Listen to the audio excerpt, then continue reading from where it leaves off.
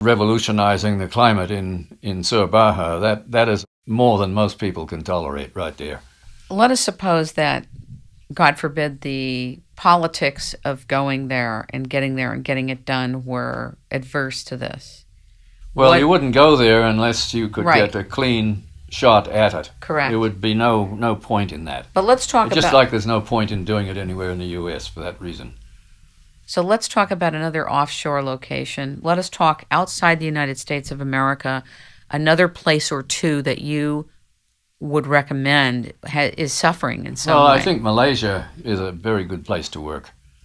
Very good place to work, because you could keep them free of drought very, very readily, using their own Air Force planes and with a just minimal investment.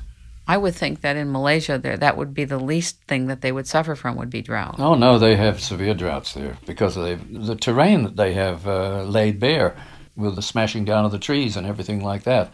They've laid bare thousands of acres that they didn't even think about before because they were covered with rubber trees. That's one thing that's happened there. And it's surprising, really, that you do get astonishingly intense droughts in tropical climates. See, I would have never thought that, and I don't think anybody listening would have associated drought with an intense climate. That's like right. That. That's right. That's another place that we could work. See, we've already worked in China, and that's not too good a situation, I don't think. You don't think the receptivity is sufficient? No.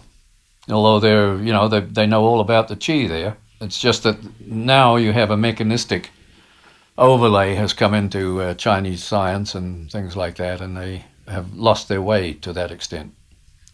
This is a hard question, but what happens when Trevor James Constable passes away? Oh, nothing. They'll bury me.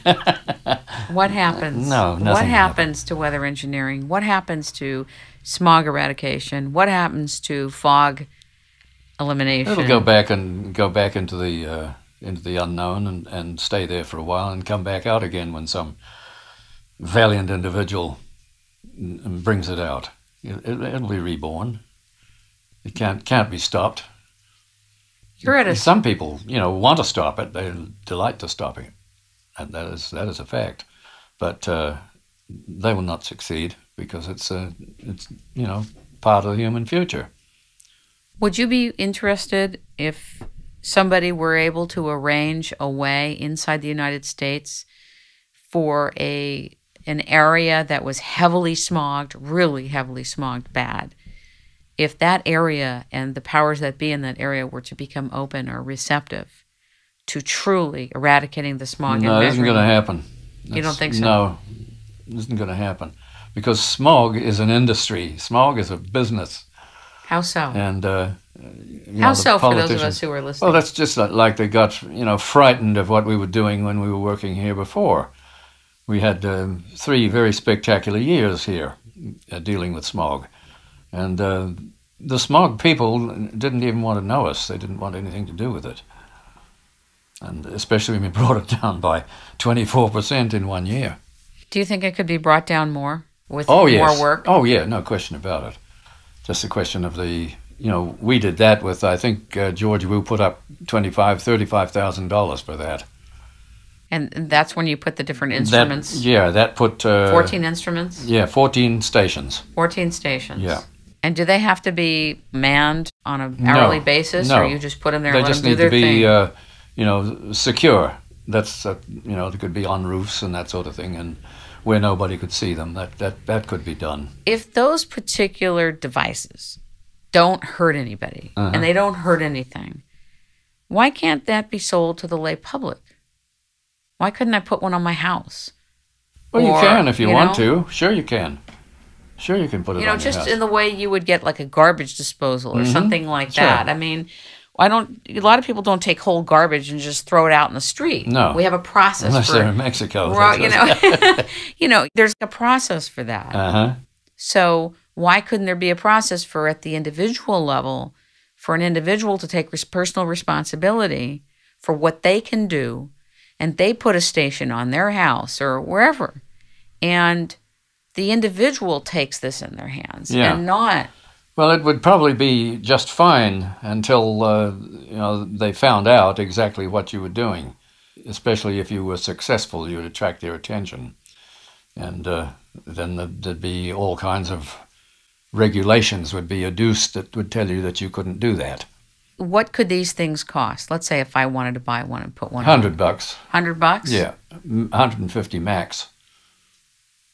And this could really help eliminate smog. Now, Yeah, what if if you this got were enough of them. introduced in mass? Would Pardon? it be too much? No. So you couldn't hurt anything with No. this. No. Nothing. Couldn't hurt anybody. So if there were a million of them. There's no power to them other than the power to turn the motor. There isn't any chemicals. There's nothing. Right. See, it's a geometric thing. But if it clears smog, right? Yeah. And it's put in place in mass, that's what I'm talking about. I'm just talking about a scenario, potential scenario. You know, what would it take if 14 could clear smog by 24%? Mm-hmm. What would it take in LA? Like 50 or 100? Well, if you put in 50, I'm sure you'd clear it completely. 50 a city? Yeah. Would that sound about right? Right. Well, maybe less because we know more now than we did in 1990. Okay. And if somebody were interested in helping bring this through, and there were receptive people in California or outside of California, would you be willing to talk with them or meet with them? Well, it all depends on, people think that they're influential. They have that idea. You know, you're speaking now of people who are influential. And they only last so long, in my experience, when they come up against the establishment, let's put it that way. They only last so long, they don't. What, they last until the first physical threat? You'd have threat? someone like Curtis LeMay, that would be different. I would say yes, but, he's gone now. But if we were to locate, or somebody listening to the show could locate a person of that stature who was ready, willing, and able, and receptive, ready to go, are you? Yeah, sure. Great. Sure. Great. Sure. Provided they don't send for me down at Sur Baja.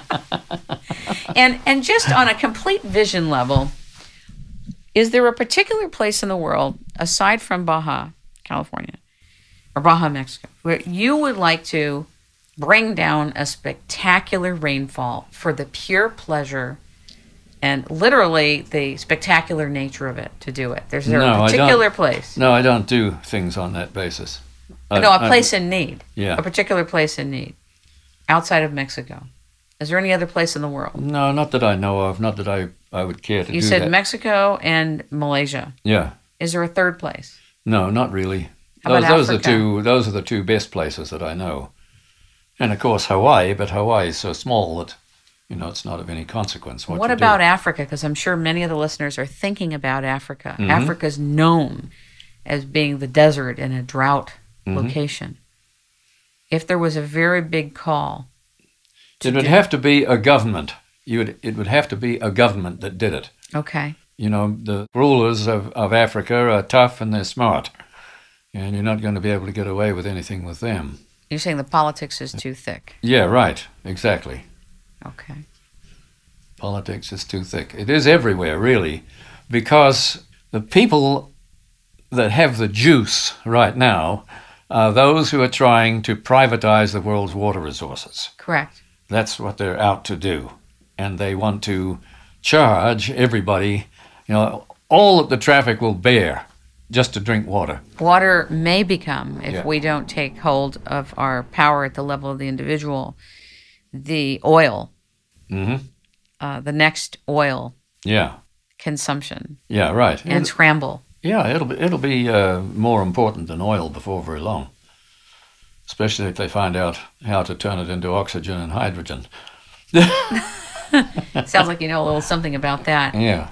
Ladies and gentlemen, you have been tuning into a segment of It's Rainmaking Time with Trevor James Constable, a weather engineer, an international historian who has had over 40 years' experience eliminating smog, fog, and has the ability to engineer rain.